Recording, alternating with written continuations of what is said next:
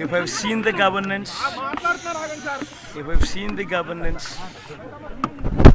and if you think that you have benefited from this governance, then vote for that governance which would lead to a brighter future. What should the voters vote for? That is like the issues. What are the issues? That's exactly what I'm saying. We have seen the governance the past 5 years. And if this governance is to continue for their better good, then vote for that governance. And national issues, sir. ఇది చూస్తే అందరూ voters కూడా 7 గంటలకే polling స్టేషన్కి వచ్చారు. తమ vote ఒక పవిత్రమైన భావంతో ఓటేయాలనే ఉద్దేశంతో వచ్చారు. చాలా ఎన్నికలు చూశాను కానీ ఈరోజు చూసింది మాత్రం చాలా ప్రత్యేకంగా కనపడుస్తుంది. ఓట్ అనేది ప్రజాస్వామ్యంలో ఒక వజ్రాయుధం. వాళ్ళ జీవితాల్ని, సమాజ జీవితాన్ని, వాళ్ళ పిల్లల భవిష్యత్తుని తీర్చిదిద్దేది. అది గుర్తించారు. చాలా పెద్ద ఎత్తున వచ్చారు. రాష్ట్రం అంతా కూడా ఒకటే కోరుతున్నా, ఓటు మీ హక్కు, ఓటు మీ జీవితాలను మారుస్తుంది. అదే మాదిరిగా మీ భవిష్యత్తును మారుస్తుంది. మీ పిల్లలే కాకుండా మీ భావితరాల పిల్లలకు కూడా పునాదులు ఇస్తుంది.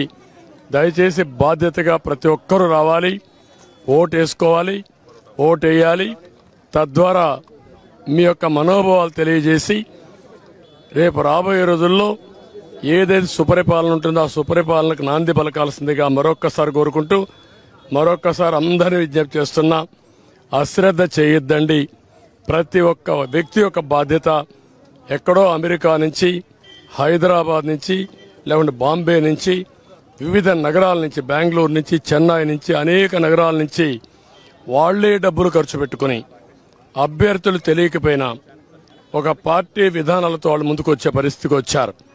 కొంతమంది అయితే పేదవాళ్లు, కూరగాయలు వ్యాపారం చేసుకునే వాళ్ళు ఇక్కడ లేకుండా ఎక్కడో ఉంటే సొంత ఖర్చులు పెట్టుకొని, క్యారియర్ పెట్టుకొని నేరుగా వచ్చి వాళ్ళ గ్రామంలో ఓటేసుకునే పరిస్థితికి వచ్చారు. ఇది నా జీవితంలో ఎప్పుడు చూడలా. ఇది నిజమైన ప్రజాస్వామ్యం, ప్రజాస్వామ్య స్ఫూర్తికి ఇది నిదర్శనం. అందరినీ మరొక్కసారి అప్పీల్ చేస్తున్నా, ప్రతి ఒక్కరూ రండి, మీ ఓటు హక్కును ఉపయోగించుకోండి. ఏ వ్యక్తి కూడా నేను చూశాను, వికలాంగులు, వృద్ధులు, నడవలేని వాళ్ళు వీల్ చైర్లో వచ్చి ఇది నా బాధ్యత, నేను ఓటేస్తానని చెప్పినప్పుడు నాకు చాలా ఆనందం కలిగింది. ఒళ్ళంతా పులకరించే పరిస్థితి వచ్చింది. ఇది వినూత్నమైన అనుభవం. అందరికీ మరొక్కసారి అభినందనలు.